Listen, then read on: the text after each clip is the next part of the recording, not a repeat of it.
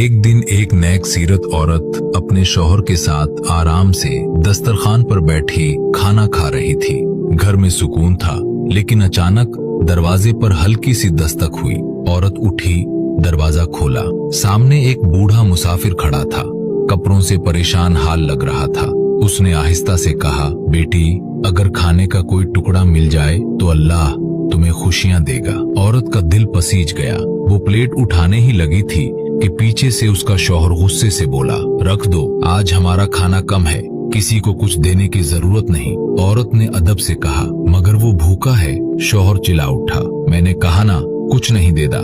इसी बात पर दोनों में तलखी बढ़ गई। वक्त गुजरता गया और झगड़े बढ़ते गए, यहाँ तक कि तलाक हो गई। कुछ महीने बाद औरत की दूसरी शादी हो गई।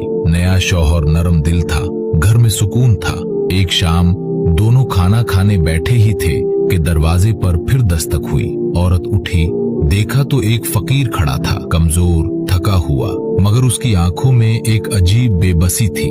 औरत ने जल्दी से खाना निकाला। जैसे ही वापस अंदर आई, उसकी आंखों में आंसू भर आए। नए शौहर ने पूछा, क्या हुआ, तुम क्यों रो रही हो? औरत ने लरजती आवाज में कहा, ये फकीर मेरा पहला शौहर है, वही जो किसी को खाना देना तो दूर की बात, लोगों की मोहताजी का मजाक उड़ाता था। वही आज दरवाजे पर खुद भूख से मजबूर खड़ा है। ये सुनकर नया शौहर खामोश हो गया। कुछ देर बाद उसने गहरी सांस ली और बोला, अब मेरी बात भी सुनो। औरत ने हैरान होकर उसे देखा। वो बोला, जिस मुसाफिर बूढ़े को तुम खाना देना चाहती थी और तुम्हारे पहले शौहर ने सख्ती से रोका था, वो मुसाफिर में था।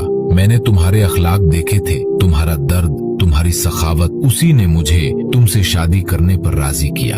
औरत बेख्तियार रो पड़ी। एक झटके में अल्लाह की पूरी हिकमत सामने आ चुकी थी। रिज्क अल्लाह की अमानत है, रोकने से कम नहीं होता। सखावत इंसान की असल इज्जत है। जो दूसरों के लिए नेकी करता है, अल्लाह उसके लिए बेहतर रास्ते खोल देता है।